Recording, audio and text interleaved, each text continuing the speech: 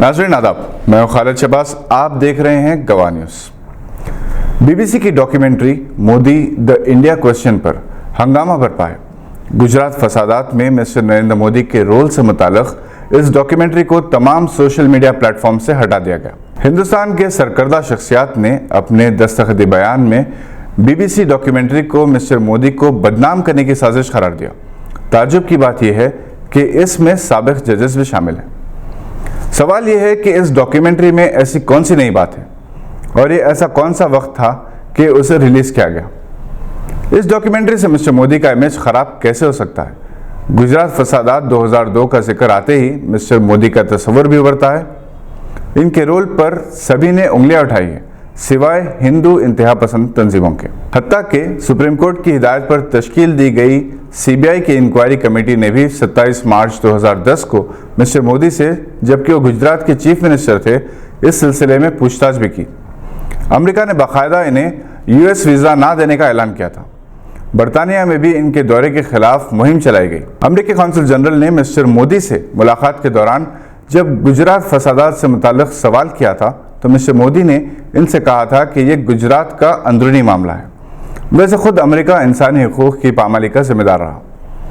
BBC documentary से अंदरून मुल्क mister Modi की अक्सरियती तबके में मकबूलियत में और इजाफा होगा, क्योंकि गुजरात फसादात ना होते, मुसलमानों का कत्लेआम ना होता, इनकी जायदाद और इमलाक की तबाह और बर्बाद ना किया जाता, अच्छी खासी खुश आबादी को रेफ्यूजी कैंप्स में तब्दील ना किया जाता, तो शायद वज़ीर आज़म के ओहदे तक पहुंचने के लिए मिस्टर मोदी को और वक्त लग जाता। अजीब इत्तेफाक है कि बीबीसी डॉक्यूमेंट्री का पहला हिस्सा, जो किसी तरह से हिंदुस्तान में भी सोशल मीडिया प्लेटफॉर्म्स के जरिए बाज़ इलाकों तक पहुंच गया था, ऐसे वक्त रिलीज़ किया गया जबकि हालिया गुजरात असेंबली इलेक्शन के दौरान बीजेपी की आला क़यादत ने वहाँ के अवाम को 2002 के वाक़यात याद दिलाए कि किस तरह हमने इन्हें सबक सिखाया, और इसी दौरान बिल्किस बानो के साथ वहशाना सलूक करने वाले जालिमों को रिहा किया गया तो इनका हीरो जैसे इस्तकबाल किया गया।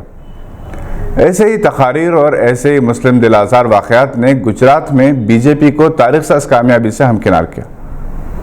बीबीसी की डॉक्यूमेंट्री आज़ाद सहाफ़त के नाम पर दरअसल मोदी और बीजेपी की दर पर्दा यानी बैकडोर मदद है, क्योंकि अगले साल 2024 में होने वाले इंतखाबात में बीजेपी को मोदी की क़यादत में इक़्तिदार हासिल करने की हैट्रिक करनी है, और ये डॉक्यूमेंट्री जो बज़ाहिर फसादात में मोदी के मनफी रोल को नुमायाँ करती है, वो दरअसल इनकी पोजीशन को और मजबूत करेगी। नाजरीन, दुनिया में जहाँ जहाँ मुसलमानों को जुल्म सितम का शिकार बनाया गया, वहाँ की हुकूमतें और वहाँ के लीडर्स अवामी हीरो हैं। ट्रंप ने भी मुस्लिम दुश्मनी की बुनियाद पर इलेक्शन जीता था। ओबामा ने मुस्लिम हमदर्दी की आड़ में इलेक्शन जीता और मुस्लिम ममालिक को तबाह बर्बाद कर दिया। जहाँ तक हमारे अपने मुल्क का ताल्लुक़ है, बाज़ तंजीमों और सियासी जमातों की जानिब से सेक्युलर किरदार की बरकरारी के लिए सख्त जिद्दोजहद की जा रही है, मगर इस वक्त सेक्युलरिज्म वेंटिलेटर पर है।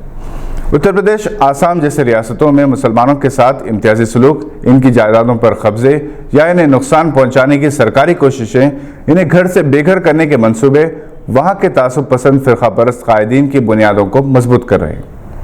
जहाँ तक गुजरात 2002 के फसादात का ताल्लुक़ है, साबरमती एक्सप्रेस जिसमें एक कोच S6 जिसमें अयोध्या से वापस होने वाले कार सेवक सवार थे, जल गई थी या जला दी गई थी, क्योंकि फॉरेंसिक रिपोर्ट के मुताबिक इस कोच को बाहर से नहीं बल्कि अंदर से इन्फ्लेमेबल लिक्विड इस्तेमाल करके जलाया गया था, मगर ये रिपोर्ट आने तक सब कुछ तबाह बर्बाद हो चुका था।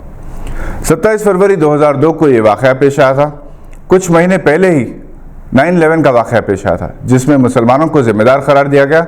अवाम के जहनों में इस वाक़े की याद ताज़ा थी, चुनांचे गुजरात ट्रेन वाक़े के लिए बैरूनी हाथ को जिम्मेदार करार दिया गया। यहाँ बाकायदा मकामी और नेशनल टीवी चैनल्स के अलावा आकाशवाणी ने भी इस तरह से इश्तियाल अंगेज़ी की कि अक्सरियती तबका मुसलमानों के खिलाफ भड़क उठा। गुजरात के चीफ मिनिस्टर मोदी थे। कार सेवकों की जली हुई लाशों को एक खुले काफिले की शक्ल में 16 सिविल हॉस्पिटल अहमदाबाद ले जाया गया। जाहिर है कि जिसकी नज़र पड़ती वो मुश्तइल होता। आकाशवाणी और टीवी चैनल्स ने बाकायदा लाशों के काफिले के हॉस्पिटल पहुंचने के औकात नशर किए। जब तक ये काफिला हॉस्पिटल पहुंचता, उस वक्त तक हज़ारों की तादाद में हुजूम वहां इकट्ठा हो चुका था, जो खून का बदला खून के नारे लगा रहा था। हुकूमत की सरपरस्ती में चलने वाले अखबारात, संदेश और गुजरात समाचार ने मुसलमानों के खिलाफ खूब भड़ास निकाली। ایک انگریزی اخبار نے باقاعدہ فرنٹ پیج پر ہیڈ لائن لگائی کہ 500 ہندو زندہ جلا دیے گئے۔ گجراتی اخباروں نے شرانگیزی کرتے ہوئے جھوٹی خبر چھاپی کہ مسجد سے کافروں کے خاتمے کا اعلان کیا گیا۔ ایک اور اخبار سندیش نے 7 مارچ کو ہیڈ لائن لگائی کہ حج سے واپس آنے والے مسلمان خطرہ ثابت ہو سکتے ہیں۔ اس شرانگیزی سے ظاہر ہے کہ ہندو طبقہ بھڑک اٹھا۔ پولیس خاموش تماشا رہی۔ کانگریس ایم پی احسان جعفری کو ٹکڑے ٹکڑے کر دیا گیا اور اپنی موت سے پہلے انہوں نے نریندر مودی کو فون بھی کیا تھا۔ گجرات جلتا رہا، مسلمان کٹتے رہے، زندہ جلتے رہے، عورتوں کی عصمتیں لٹتی رہی۔ بلقیس بانو کے ساتھ جو کچھ ہوا اس کی مثال بہت کم ملتی ہے۔ اس کی آنکھوں کے سامنے اس کے 3 سالہ بچے کو زمین پر پٹک کر مار دیا گیا۔ حکومت تماشائی بنی رہی۔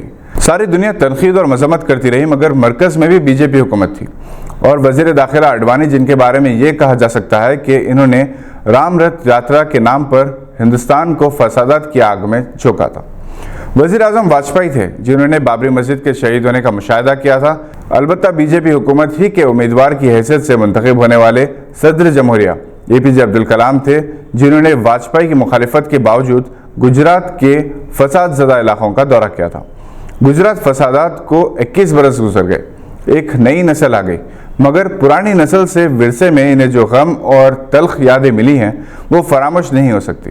یہ گجرات فسادات ہندوستان کے ماتھے کا کلنک ہے جو کبھی مٹا نہیں جا سکتا۔ نریندر مودی کا کیا رول رہا، کیا نہیں، یہ سب کو پتا ہے۔ رانا ایوب کی گجرات فائلز ہو یا کئی بہادر صحافیوں کے دستاویزی ثبوت اپنی اپنی جگہ موجود ہیں، مگر کس کے پاس اتنی ہمت ہے کہ خاطی کو سزا دے سکے؟ بی بی سی نے اگر ڈاکیومنٹری بنائی ہے تو پیشکشی بے وقت کی راگنی ہے۔ جو مجرم ہے دنیا میں اقتدار اور دولت کی وجہ سے شاید سزا سے بچ جائے، مگر جو اصل قانون قدرت ہے اس کے شکنجے سے کوئی نہیں بچ سکتا۔ آج کا یہ بلیٹن اس شعر کے ساتھ اختتام کو پہنچ سکتا ہے کہ ہم آہ بھی کرتے ہیں تو ہو جاتے ہیں بدنام، وہ قتل بھی کرتے ہیں تو چرچے نہیں ہوتے۔ شکریہ۔